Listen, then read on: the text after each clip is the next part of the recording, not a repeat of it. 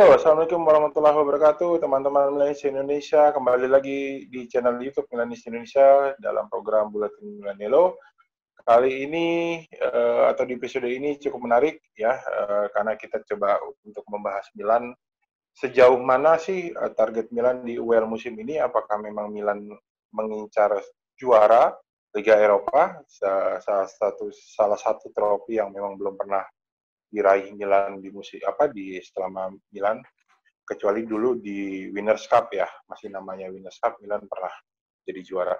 Ya, kali ini saya dengan teman-teman atau narasumber yang sudah kawakan lah, sudah sering muncul di Buletin Milanello, teman-teman pasti cukup kenal. Ada Kang Rizal dari Bandung. Kang Rizal, apa kabar Kang? Sehat Siap, Kang? baik. Alhamdulillah. Sehat. Ada Mas Dean, tetangga. Depok Berjaya tak bisa dikalahkan. Ya, kita bicara tentang UEL nih, Liga Eropa nih. Jadi musim ini mungkin teman-teman Milan di sini udah pada tahu Milan merangkak dari fase bawah ya, kualifikasi kedua ya kalau nggak salah. Jadi ada satu kualifikasi di atasnya lah, kualifikasi kedua, kualifikasi ketiga, lalu playoff, lalu masuk ke fase grup. Nah, mungkin sejauh ini sampai dengan perjalanan sampai saat match day kedua ya yang kita bahas ini, catatan gue yang menarik itu adalah waktu lawan Rio Ave yang kalau nggak salah di playoff ya, kalau nggak salah di playoff sebelum masuk ke fase grup. Karena Milan bisa dibilang faktor laka tinggi banget pada saat itu gitu. Kita udah bahas waktu itu pernah di podcast waktu itu. Lalu kesininya 2 kali Milan di fase grup, lawan Celtic dan lawan Spartak Praha, bisa dibilang ya relatif gampang gitu kan, karena Milan mampu mencetak 3 gol, menang 3-1 dan 3-0 ya, kalau nggak salah. Gitu. Nah, Kang Rizal, lu ngelihatnya Milan musim ini untuk UEL ini atau Liga Eropa ini seperti apa sih? Dari Maldini atau Pioli yang lu baca-baca atau yang lu lihat-lihat, apa memang Milan menargetkan juara gitu kan? Kalau misalkan kita bicara target, sepertinya enggak ya. Milan enggak menargetkan sesuatu yang saklek gitu. Apakah Milan menargetkan lolos grup atau 16 besar, 8 besar atau bahkan juara? Sepertinya Milan enggak menargetkan seperti itu. Cuma Milan untuk selalu mencoba melangkah sejauh mungkin di UEL ini gitu. Dengan tetap fokus, sepertinya bakal tetap fokus ke Serie A diprioritaskan gitu. Sementara ini UEL ini menjadi ajang untuk seenggaknya pemanasan sebelum nanti kalau misalnya jadi masuk UCL gitu. Jadi karena pemain juga kan perlu adanya atmosfer baru gitu. Atmosfer jam terbang di Eropa gitu. Jadi sepertinya kalau misalkan untuk menargetkan sesuatu yang pasti ini enggak, cuma Milan bermain sebaik mungkin dan melangkah sejauh mungkin. Gitu. Sejauh mungkin. Gitu. Iya. Oke, Dian, lu ngeliat Milan? Sama sih, menurut gue UEL ini itu tadi udah disampaikan, setuju sama Kang Rizal. Ditambah sih menurut gue ya emang ladang nyari duit juga sih ya, walaupun duitnya nggak sebanyak. Betul. Ya nggak sebanyak UCL, menurut gue ya katanya Milan kalau sampai final aja bisa mengantongnya 30 juta kan. Jadi ya menurut gue ini kesempatan juga gitu kan, duit yang lumayan buat tim. Jadi ya mungkin target utamanya sih mungkin itu ya, walaupun juara Europa League otomatis masuk UCL musim depannya, tapi gue rasa nggak ada target yang saklek banget kan. Apalagi kan saingan utamanya juga menurut gue ya dari tim-tim Italia juga, ada Napoli, ada Arsenal terutama ya. Kita tahu sudah Milan kalau ketemu sama tim Inggris catatannya pasti jelek gitu kan. Ketemu Portsmouth aja aur-auran waktu zaman Ronaldinho gitu kan. Emang kenapa selalu jadi antidot Milan tuh pasti tim-tim Inggris gitu kan. Jadi ya gue sih nggak berharap Milan berbicara banyak apalagi sampai juara gitu ya. Tapi kalau memang harus berlangkah jauh-jauhnya ya udah nyari duit aja di sini. Toh itu tadi kedalaman skuad Milan juga oke lah buat main di 3 kompetisi ya. Kita juga belum main di Coppa Italia kan. Nah itu ya, jadi menurut gue ya the best weekend 2 aja lah dilakuin Milan di sini. Oke. Tapi ya kalau bisa dibilang peluangnya ada ya. Unggulan ke-8 mah bisa kali, cuman ya nggak ngoyo-ngoyo banget lah. Ya, jadi waktu undian ini dilakukan, banyak Milanisi yang bilang, wah berat nih gitu. Milan masuk di grup H, satu grup sama Celtic, Lille sama Sparta Praha. Waktu undian ini dilakukan, kalau tidak salah, ketiga tim itu sedang memimpin klasemen di liganya masing-masing tuh, gitu. Kalau sekarang kan Lille itu kalau nggak salah udah kebalap ya sama PSG ya, atau masih mimpin ya? Ya, jadi masih Lille. Masih Lille ya, oke. Iya. Jadi memang Milanisi bilang, wah ini berat nih, grup berat nih. Istilahnya udah aroma-aroma UCL-nya udah mulai kelihatan nih karena lawannya cukup berat. Tapi ternyata di 2 laga awal Celtic sama Praha dengan mudah dikalahkan Milan nih. Lu ngelihat permainan Milan di 2 laga awal seperti apa, Jar? Ketika lawan Celtic dan ketika lawan Sparta Praha kemarin. Atau memang secara kualitas memang Milan jauh di atas mereka gitu sehingga Milan dengan mudahnya, atau memang Milan unggul karena ya klub bersejarah yang punya nama di Eropa gitu kan. Ya, untuk match lawan Celtic dulu deh. Sebenarnya Ya, boleh. Celtic ini nggak buta banget di Eropa ya. Mereka juga langganan UCL gitu. Tapi sekarang berkesempatan di UEL gitu. Tapi melawan Milan yang sedang on form, lagi mentalnya lagi bagus-bagusnya gitu. Terus penampilan juga lagi nyetel-nyetelnya sama Pioli gitu. Jadi ini Milan secara kualitas unggul, secara jam terbang juga unggul gitu kan. Sementara Celtic juga kemarin kalau nggak salah beberapa pemainnya harus absen gitu, nggak semuanya inti gitu. Ya, nggak full tim. Sementara selanjutnya lawan Sparta Praha, walaupun mereka juga di 6 laganya unbeaten dan sapu bersih semua kemenangan, tapi kan kualitas liga mereka dan kualitasnya Serie A itu kan beda gitu. Jauh beda. Terlebih Milan juga mainnya di San Siro kan gitu. Jadi lebih faktor psikologisnya Milan lebih unggul lah gitu dari kedua lawan tadi. Justru tes yang sebenarnya ini bisa terjadi di match lawan Lille gitu. Mereka sekarang ralat ini Lille sekarang ternyata di posisi 2 ke salib sama PSG ya. PSG kemarin itu. Tapi kan ya mereka juga ini lagi trennya lumayan positif gitu. Mereka ini belum pernah kalah di liga gitu. Terus pemain-pemain juga ini ada seperti Ikone, terus ada Yajici. Ini kan lagi bagus-bagusnya gitu. Mereka juga beberapa pemain lagi on form gitu. Sementara Milan sekarang kan di 2 pertandingan terakhir malah mengendur gitu. Ini justru jadi tantangan baru buat Milan gitu. Apakah sebenarnya Milan ini faktor kelelahan bisa membuat Milan pelan-pelan terkikis, apa bisa terus survive gitu dengan padatnya jadwal gitu. Makanya match hari Kamis nanti Jumat nanti bisa jadi ujian baru begitu, buat ujian sebenarnya gitu buat Milan musim ini. Oke.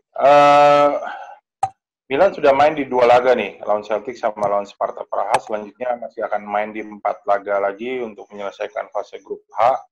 Saat ini Milan ada di peringkat pertama dengan hasil poin penuh 6. Di bawah itu ada Lille yang nilainya 4, lalu ada Celtic nilainya 3, lalu ada Celtic nilainya 1 ya, Sparta Praha 0 ya. Milan cukup ya bisa dibilang terbantu lah, bukan beruntung, terbantu dengan hasil serinya Celtic dengan Lille kemarin gitu. Sehingga bisa dibilang persaingannya hanya tinggal Lille dengan Milan gitu. Walaupun Celtic secara hitung-hitungan matematika masih bisa. Seberapa yakin sih Milan akan lolos dari fase grup H ini, Jal? optimis lah ya Jal ya. Sabu bersih nggak? Atau Milan akan ngambil 4 laga, lalu di 2 laga akan dilepas terakhir? Ya, kalau dibilang seberapa mungkin Milan lolos, pastinya ini bisa hampir 100% Milan bakal lolos ya. Tapi kita juga harus lihat apakah Milan mampu bisa jadi juara grup atau misalkan hanya sebagai runner up, kan kita nggak tahu setelah match lawan Lille ini gitu. Nah, masih ada 4 match ke depan yang harus Milan perjuangkan gitu. Sementara kalau misalkan kemungkinan lolos ya sangat mungkin gitu dengan kemampuan Milan kalau misalkan mampu konsisten sampai beberapa laga ke depan gitu. Oke, kalau kita lihat sedikit ya peta persaingan di Liga Eropa musim ini, lu ngelihatnya apa? Siapa yang akan jadi kandidat kuat lah? Mungkin ya dari Liga Inggris ada Spurs, ada Arsenal, lalu lagi dari Italia sendiri ada Napoli, ya, lalu di Liga Spanyol itu Villarreal ya, kalau nggak salah ya, atau iya Villarreal, Villarreal yang wakilnya. Lu punya lihat peta persaingan musim ini gimana ya?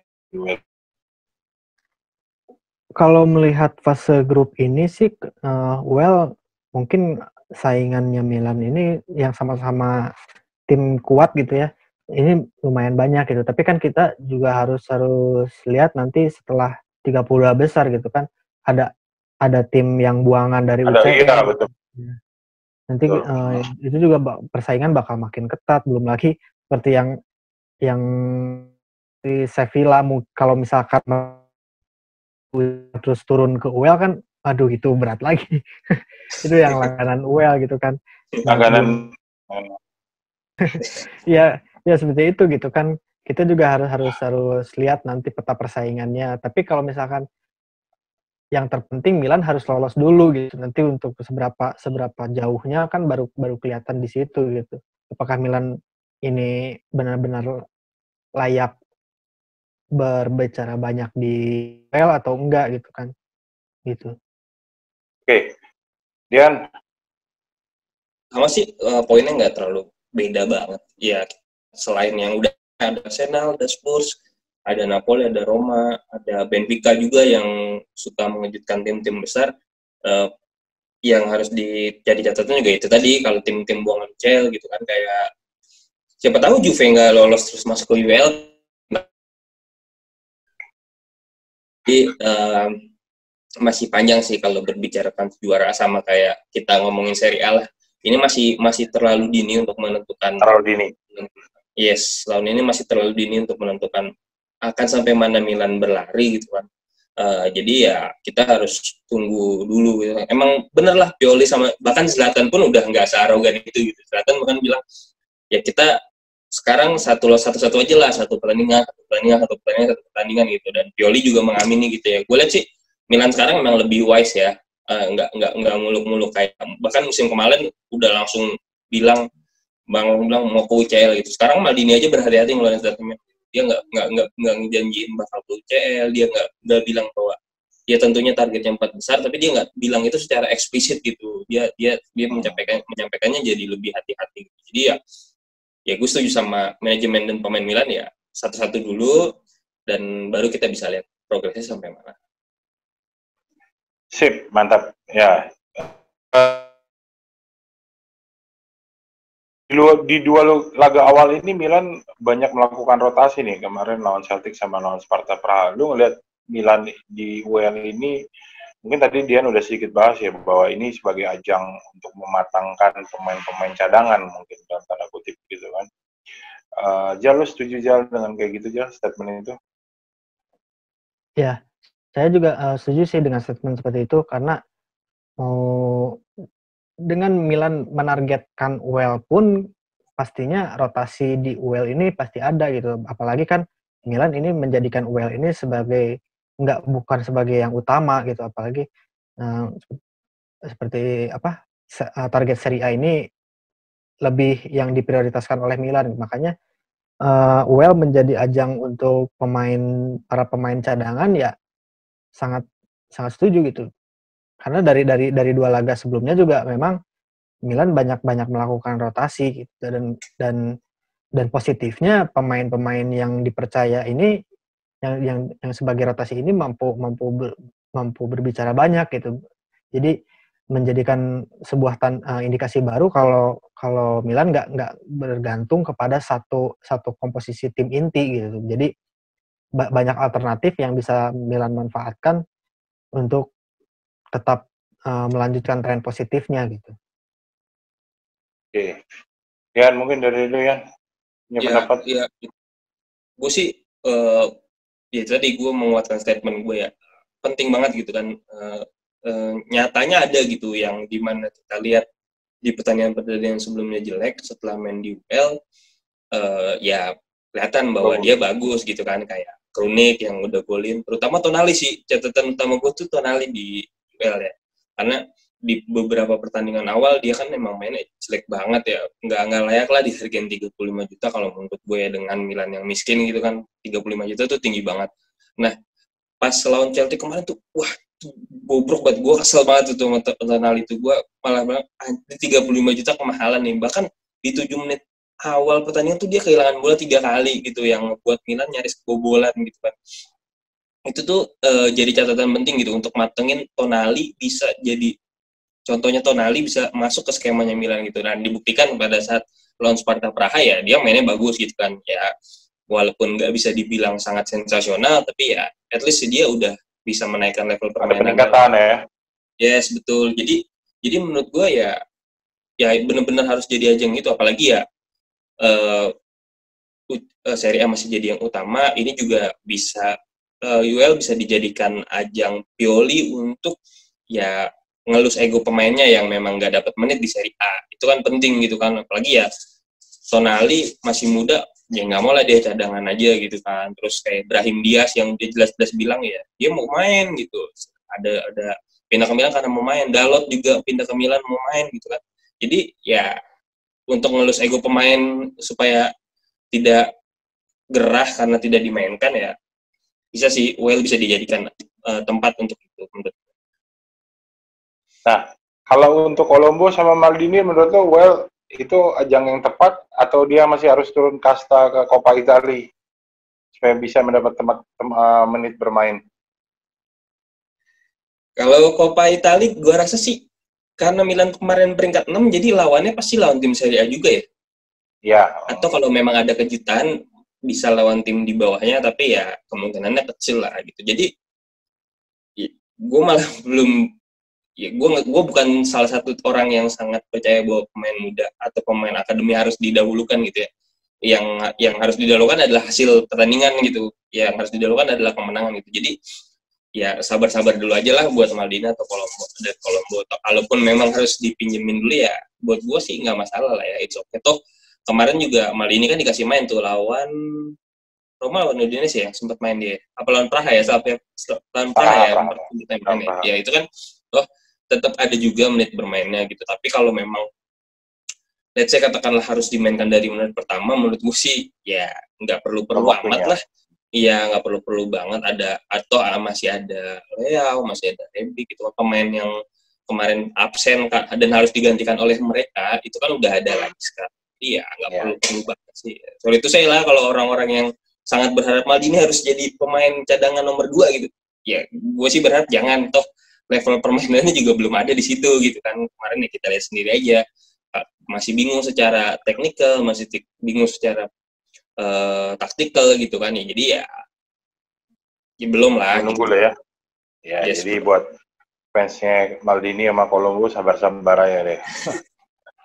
Jal, lo mungkin punya pendapat tentang Maldini sama Colombo yang memang sementara hanya jadi pengangkat bangku cadangan atau kita harus kasih kesempatan bermain Pioli gitu? Iya, level teknis dan taktik dari Daniel Maldini sama Colombo sendiri ini masih jauh ya dari dikatakan untuk sebagai pemain pelapisnya Milan saat ini gitu. Selain usia, terlebih untuk Daniel, selain usia yang masih muda, dia membawa beban untuk sebagai bapaknya. Ya, cucu dan anak dari seorang greatest of all Legenda. time gitu kan. Iya. Makanya dia butuh sekali seperti dukungan dan ya yang tadi menit bermain. Tapi untuk menit bermain sendiri kayaknya di seperti kalau misalkan starter itu masih jauh gitu. Seenggaknya di UEL mungkin beberapa menit terakhir atau mungkin di Serie A setelah Milan unggul itu bisa dicoba gitu. Tapi kan kita juga tahu sendiri gitu, Milan di Serie A sejauh ini situasinya memastikan kemenangan nggak pernah kurang dari menit 70 gitu. Kadang lebih dari 60-70 gitu. Susah untuk pemain seperti itu dapat menit bermain gitu. Tapi kalau misalkan dipinjamkan ke klub lain juga kayaknya Milan, saya curiganya Milan ini punya niat menjadikan Daniel juga one man club seperti Paolo dan Cesar gitu. Ya, soalnya kalau misalkan tawaran sendiri katanya di musim panas kemarin banyak kan, dari salah satunya dari Crotone, dari mana gitu. Tapi Milan kabarnya Monza pun juga pengen coba minjem Maldini katanya. Ya, tapi Milan kan selalu nolak gitu. Sementara sering dimainkan pun tidak gitu. Tapi ya Daniel mau bisa berkembang gimana gitu kan, kalau misalkan menit bermain aja dia nggak dapet gitu. Seperti itu. Oke deh, ya jadi kita berharap semoga di musim ini Milan bisa sukses juga di UEL.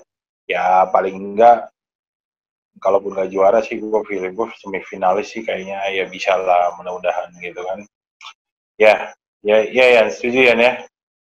Semifinalis aja lah ya, nggak usah ngoyo-ngoyo dulu ya. Iya lah. Kalau finalis tuh udah sampai final mah juara lah, nggak usah aja. Udah paling tanggung ya. Tanggung. Oke deh, thank you banyak Dean, Rizal atas waktunya ya. Semoga musim ini Milan sukses terus. Terima kasih juga buat teman-teman Milanisti yang sudah menyaksikan episode Buletin Milanello kali ini. Ya, jangan lupa untuk like, komen, dan subscribe. Dukung terus channel YouTube Milanisti Indonesia. Ya, kasih tahu teman-teman Milanisti yang belum subscribe untuk subscribe channel ini, karena kita akan terus membahas tentang Milan dan juga akan bikin giveaway di beberapa episode nanti ke depan. Ya, jangan lupa. Ya, sampai ketemu buat teman-teman di episode berikutnya Buletin Milanello. Ciao, Forza Milanisti Indonesia. Wabillahi taufiq wal hidayah. Assalamualaikum warahmatullahi wabarakatuh.